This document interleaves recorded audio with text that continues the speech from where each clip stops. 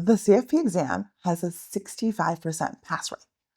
I've seen brilliant professionals fail, not because they don't know the material, but because they don't understand how the exam works. Today, I'm sharing what makes the difference between passing and failing.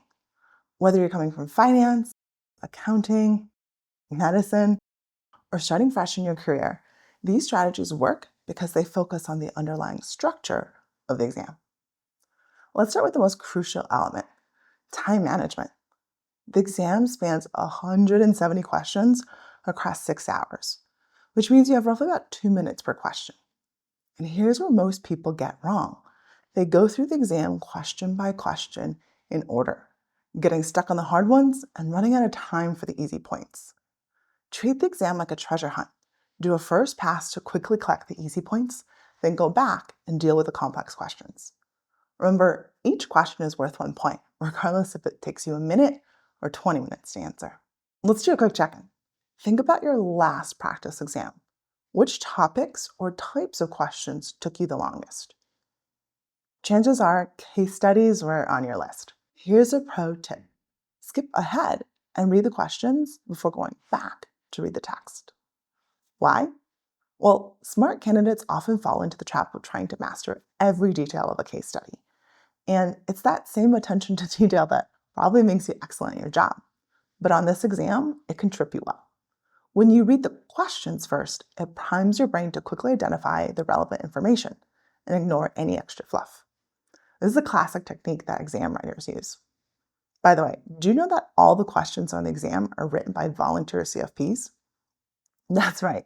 Soon you too could be torturing future test takers with tricky questions. The CFP board actually shares some of their basic question writing guidelines on their website. Volunteers are taught to craft distractors, or clever wrong answers to the question. So if you're staring at a question and debating between 2 answers, the volunteers have done their jobs well. In that case, go ahead and guess. The exam does not penalize wrong answers. Cross out the options you're confident are wrong, and then randomly pick from the remaining 2.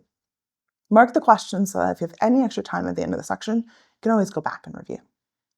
By the way, if you're finding these tips helpful, take a quick second to hit the like button.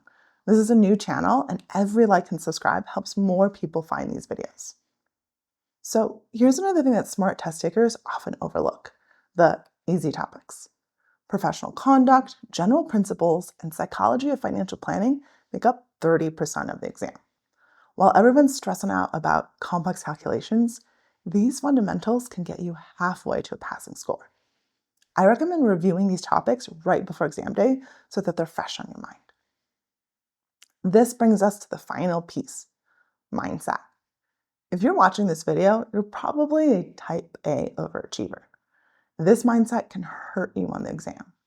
Remember, you need roughly 70% to pass the exam, which means you'll be getting 20 to 40 questions wrong. That's brutal for a straight A student. So it's important to adopt what I call the goldfish memory. And Ted Lasso fans will get this reference. Be a goldfish. 10-second memory. One question won't make or break your exam. Take each question seriously, but once you click the next button, move on. Don't let a particular hard question spill over emotionally. Remember, understanding how the exam works is just one piece of the puzzle. You've put in the work, you've gained the knowledge, now armed with these strategies, you have an extra edge to help you on exam day. If you're on the path of becoming a CFP, check out my video about how the board's new proposed stricter experience requirements might impact you. I'll link it here. See you next time.